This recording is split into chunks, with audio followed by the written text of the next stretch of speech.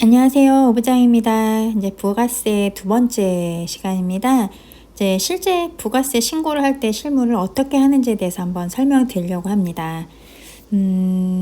이제 부가세는 사실은 자료 맞추는 세무예요. 예, 거의 자료 맞추는 게 90%라고 저는 생각을 해요.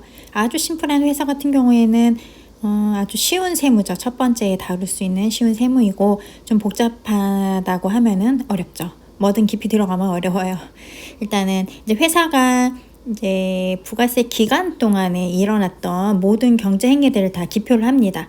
근데 매번 기표할 때 일반 전표도 기표하면서 부가세가 딸려 있는 것들은 메인 매출 전표를 기표를 하고 있었습니다. 앞에 기표하는 법에 대해서 설명드렸을 때도 항상 내용이 나왔어요. 그래서 이번에 메인 매출 전표를 기입했던 이유가 이제 부가세 신고할 때 빚을 바랍니다. 부가세는 세무이기 때문에, 자, 세무를 중심으로 보겠습니다.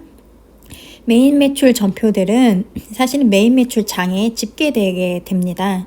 그래서 이 메인 매출장에 들어와 있는 자료가 맞다, 이게 100% 맞다라는 것을 어떻게 확신할 수 있느냐, 예, 그것이 오늘 설명드릴 내용입니다. 어떻게 확신을 하느냐, 홈택스의 자료에 의해서도 확인을 하고요, 회계기표에 의해서 확인을 합니다. 그리고 회계기표를 할 수 있게끔 했던 보조장부에 의해서 확인을 합니다. 이것들은 다 서로가 맞아져야 합니다. 네, 한번 볼게요. 일단은 홈택스, 여러분들은 다 생배한서 매출 발행 많이 하죠. 또 매입도 전자로 다 할 거예요. 그래서 전자생배한서 내지는 전자계산서들을 교부하고 있습니다. 홈택스를 통해서 전자생배한서나 계산서의 합계표를 가지고서 우리 메인 매출장에 다 들어와 있는지 똑같이 한번 확인을 하게 됩니다. 그럼 메인 매출장에 다 들어와 있는데 또 여전히 빠져 있는 게 있다면 종이세금계산서 내지는 뭐 법인카드나 카드 결제들이 있겠죠. 이제 이런 것들은 다시 회계랑 같이 확인을 합니다. 회계는 계정별 원장을 통해서 한번 확인을 합니다. 여기서 계정별 원장은 공급가액은 각종 비용들에 다 뿌려져 있었기 때문에 하나에 들어와 있는 부가세 계정에서만 확인을 하는 것입니다. 한 번 더 이따가 설명드릴게요. 그 다음에 회계를 기표할 때에는 죄송합니다. 회계 기표할 때는 이것에 대한 근거는 사실은 보조장부예요. 보조장부들을 다 기입을 하실 거예요. 보조장부는 어찌 보면 증빙이에요. 예, 우리가 이 경제행위가 맞다라는 것에 대한 증빙인 거죠. 보통 매출 발행대장이라는 것을 가지고 있으실 거예요. 뭐 결제 라인도 태우고, 그래서 많은 엑셀 자료를 가지고 있을 겁니다. 매출을 누락하는 일은 나라에서 잡자고 들죠. 네, 매입을 누락하는 것은 그냥 뭐 환급 좀 덜 받아가는 거기 때문에 큰일이 나지 않아요. 그래서 우리가 가장 중요하게 생각하는 것은 매출의 누락이 없게 해야 하는 것입니다. 실무에서는 이제 첫 번째는 홈택스 자료를 빼서 전자생배한서 발행분이 우리 장부로 다 넘어왔는지 먼저 확인을 합니다. 이렇게 맞추다 보다 보면은 거래처에서 우리도 모르는 거 막 발행을 했다거나 많은 수정생배한서를 발행해 놓은 것들도 있어요. 그래서 각 부서들이 깜빡하고 보내지 않았던 것들, 누락된 자료들이 있기 때문에 이런 것들은 해당 부서를 찾아서 빨리빨리 지결을 올리라고 또 해야 하는 거겠죠. 그래서 이런 것들 다 맞추고 난 다음에 그 다음에 이제 우리가 보조장부나 등등등에 맞춰서 뭐가 더 기표가 되어 있다거나 빠져 있는 것들이 있는지를 하나하나 맞춰봅니다. 그래서 맞아서 자료들을 다 완벽하게 맞춰주고 나면 이제 부가세 신고를 할 수 있게 되는 것입니다. 그래서 요 메인 매출장에만 기표가 다 되어 있으면 이 메인 매출장 자료를 가지고서 이제 각종 합계표, 집계표, 명세서 내지는 마지막에 신고서까지 다 뽑아내게 되어 있습니다. 그래서 여기에 자료가 다 제대로 들어와 있는지 확인하는 것이 거의 시작과 끝입니다. 네, 그래서 한 번 더 보면 현금영수증도 홈택스에서 자료가 올라와 있어요. 이것들은 참고입니다. 100% 다 맞출 수는 없어요. 맞추는 게 맞지가 않아요. 회계가 인식하는 것 것은 저희는 이제 발생을 기준으로 매출을 인식하거나 뭐 매입도 그렇게 인식을 하지만 이들은 예를 들어 카드사 같은 경우에는 카드사 입장에서는 자신들한테 접수된 것을 기준으로 보게 되기 때문에 안 맞아요. 그래서 만약에 소매업을 하는 곳이거나 포스로 매출을 내는 곳들은 포스 자료를 가지고서 매출 자료로 씁니다. 별도의 보조 장부가 필요 없겠죠. 계속 기록된 포스 장부의 내용과 이 내용 안에 홈택스에 들어와 있는 현금정수증 발행본이 얼추 맞는지를 보는 것이죠. 예, 아마 딱 떨어뜨릴 수는 없을 거예요. 카드 같은 경우에는 홈택스에서 알지를 못해요. 카드사에서 막 접수되는 내용들이다 보니까 이거는 우리의 포스를 기준으로 회계기표가 잘 되어 있을 것이기 때문에 카드는 또 카드 미수금도 관리를 하죠. 나중에 한번 설명드릴게요. 그래서 이렇게 매출, 카드 영수증과 현금 영수증을 기반으로 회계기표가 되고 이것들을 그대로 다 매출을 잘 인식을 해서 기표를 해놨다라면 이렇게 집계표도 나오게 됩니다. 또 하나는 만약에 임대업을 하는 곳이면 임대차 계약에 의해서 이렇게 매출이 인식되는 거고 그 중에 우리가 보증금이라는 걸 받게 되죠. 보증금도 너희가 가지고 있으면서 이자 수익이 있었을 것이니 임대 수익이 있었다고 간주한다라고 해서 이제 부가세 상에서 이제 매출로 인식하게 하는 게 있어요. 간주임대로.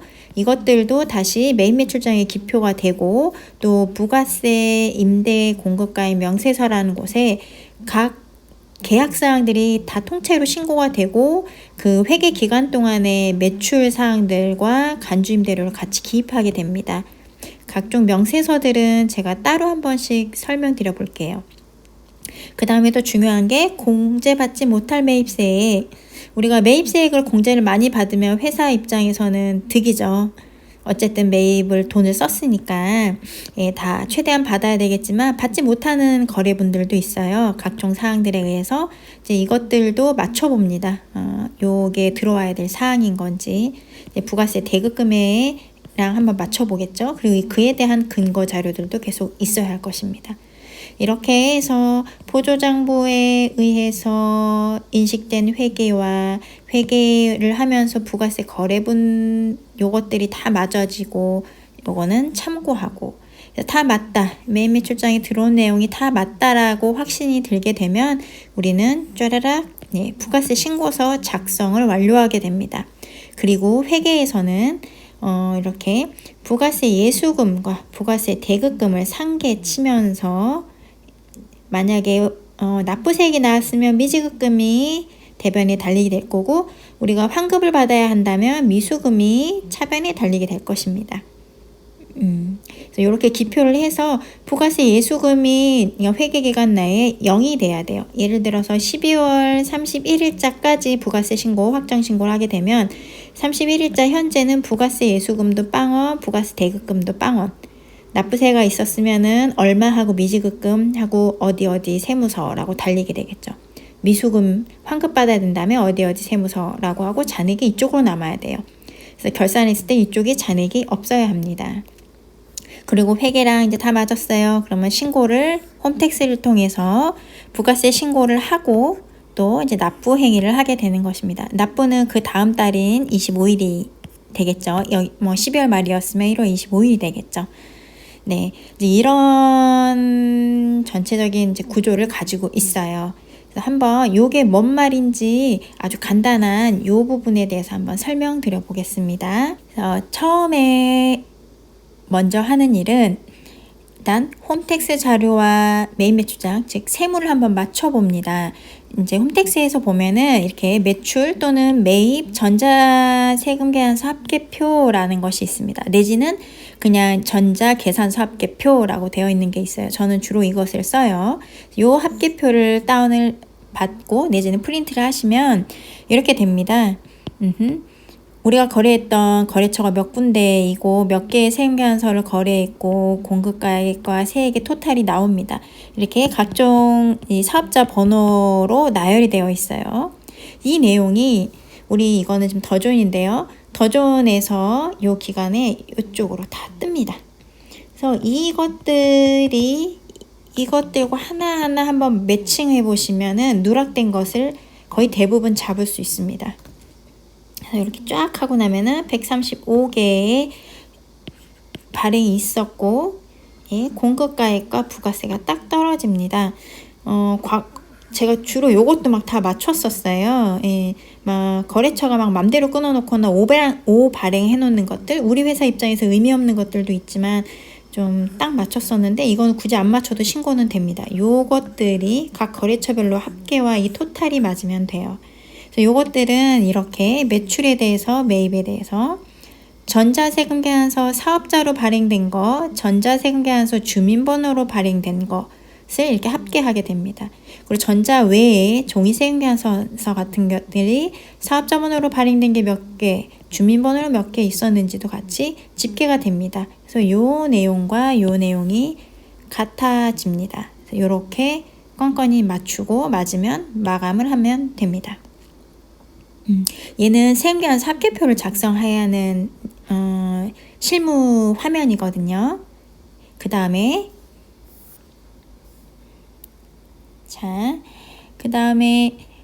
아까 그 실무 화면을 이제 실제 신고서로 프린트를 하게 되면 이렇게 됩니다. 이렇게 우리는 세무와 회계를 한 번 더 맞춰볼 것입니다. 합계표 다 작성된 걸로 우리는 9개 이렇게 해서 총 토탈 요렇다라고 신고서가 작성이 됐어요. 요 신고 합계표가 이것도 보조로 신고되는 거예요.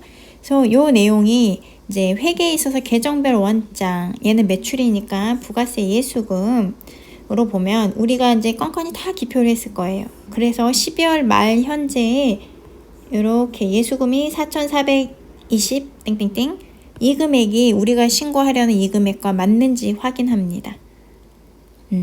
여기에 지금 간주임대료는 제가 나중에 따로 한번 설명을 드릴게요. 임대사업이 있을 경우에는 간주에서 임대료를 인식하기 때문에 이것들은 세금계산서 거래분이 아니어서 이쪽에 합계가 안 들어가요. 그래서 그 전인 요 금액과 이 금액이 합계가 맞는지를 확인합니다. 그래서 보면은 실질적으로 안 맞아요. 해보시면.